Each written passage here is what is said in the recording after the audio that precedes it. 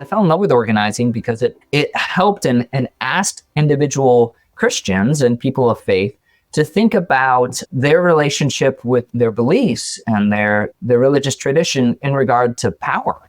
It helped them think about how it is that their own beliefs and their religious tradition help them transform the world from the way that it is to the way that it ought to be, right? And this is that's a ripe tension between the reality in which we confront the world, and the way it ought to be. But I also had some interesting conversations with organizers where I felt that they undervalued the role that theology and religion or spirituality plays within organizing.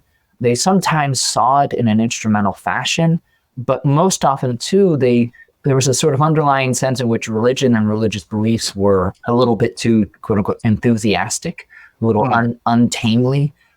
This is a little bit too provocative. These were the things that you wanted to use religion in order to cultivate a strategy to build wins on the right issues within the organizing framework. But anything else that people felt dearly about or cared a lot about, we didn't really want to engage that because that might divide the constituency. So I had this experience where I was in a coffee shop after I was talking with some leaders, and then I went up to this organizer and said that I was going to lead a congregation through a biblical study, and I was really excited about digging deep into the theological basis and helping people explore the theological basis of organizing and helping people explore their own individual callings to it. And he said something really interesting, and I relate this story in the book, right? Which is that if you want to do theology, go get a theologian. Organizing is about building power. And I felt that was such an odd thing for an organizer to say, though true, organizing is about building power, but so is theology. Theology is deeply concerned with power, and Christian faith is deeply concerned with politics, the goods that we share in common and the contestation over them. And furthermore, and this is the core of the argument of the book, really, is that people organize to protect and fight for what they hold most dear. That's what sends them into the fight in the first place.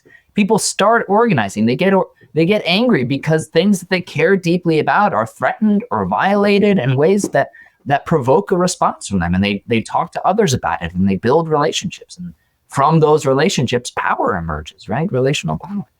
So then I went to seminary because I was like, I do want to do theology, or at least social ethics.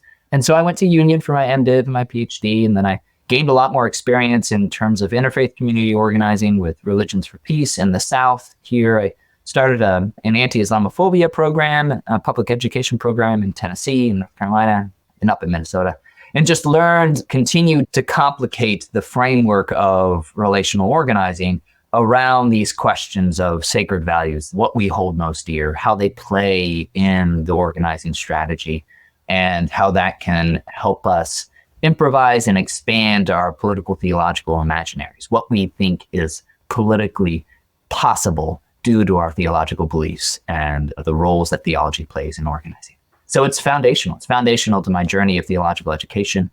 I think some of the best theological education I've ever received was in the organizing circle and continues to be that way. And I think theological education has a lot to learn from alternative pedagogies and models of learning and formation that are crafted and fostered in places like community organizing networks.